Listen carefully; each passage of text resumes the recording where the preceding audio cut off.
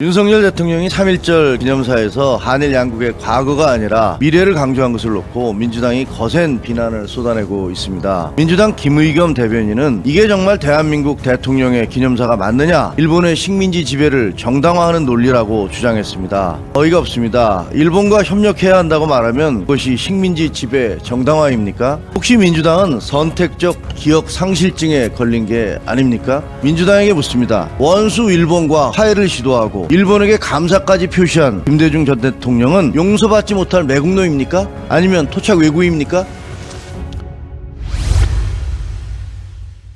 윤석열 대통령이 3.1절 기념사에서 한일 양국의 과거가 아니라 미래를 강조한 것을 놓고 민주당이 거센 비난을 쏟아내고 있습니다. 특히 윤 대통령이 일본은 과거 군국주의 침략자에서 우리와 보편 가치를 공유하고 안보와 경제 그리고 글로벌 어젠다에서 협력 파트너가 됐다고 밝힌 데 대해 민주당 김의겸 대변인은 이게 정말 대한민국 대통령의 기념사가 맞느냐, 일본의 식민지 지배를 정당화하는 논리라고 주장했습니다. 어이가 없습니다. 일본과 협력해야 한다고 말하면 그것이 식민지 지배 정당화입니까? 혹시 민주당은 선택적 기억 상실증에 걸린 게 아닙니까? 민주당의 정신적 지주라고 할 수 있는 김대중 전 대통령은 25년 전인 1998년 취임 직후 곧바로 일본을 방문해 일본 의회에서 다음과 같이 연설했습니다. 존경하는 의원 여러분, 한일 양국은 1500년 이상 교류의 역사를 갖고 있습니다. 한일 관계가 불행했던 것은 400년 전 일본이 한국을 침략한 7년간과 금세기 초 식민지 지배 35년간입니다. 이렇게 50년도 안 되는 불행한 역사 때문에 1500년에 걸친 교류와 협력의 역사 전체를 무의미하게 만드는 것은 참으로 어리석은 일입니다. 김 전 대통령은 심지어 IMF 외환위기 때 일본이 단기 외채를 중장기 외채로 전환해 주는 등 세계 어느 나라보다 많은 협력을 해줬다고 강조하면서 어려울 때 친구가 진정한 친구라고까지 덧붙였습니다.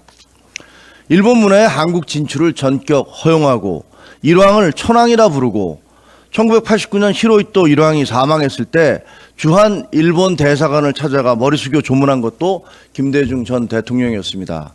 민주당에게 묻습니다.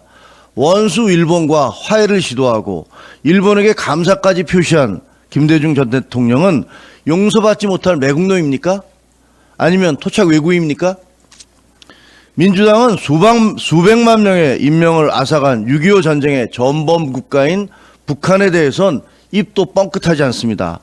그 대신 청와대가 앞장서 죽창가를 부르고 일본 제품 불매운동을 촉구하고 거기에 이의를 제기하면 토착 외구라고 몰아붙이는 끔찍한 국민 편가르기 만행을 자행해왔습니다. 그것이 한편으론 북한을 비호하고 다른 한편으론 자신들의 국정 운영 무능력을 감추기 위한 교활한 책략이었다는 사실을 이제는 대부분의 국민들이 알아채고 있습니다. 진정한 그 길은 일본 불매운동이 아니라 일본이 한국 제품을 더 많이 사가게 하는 것입니다. 일본보다 더 훌륭한 민주국가를 만들고 인권이 더 잘 보장되는 사회를 만들고 활력과 창의력이 넘치는 나라가 되게 하고 무지와 선동이 아니라 이성과 품격이 존중받는 대한민국이 되는 것입니다. 그것이야말로 지하의 순국 선열들께서 후손인 우리에게 진심으로 바라는 바일 것입니다.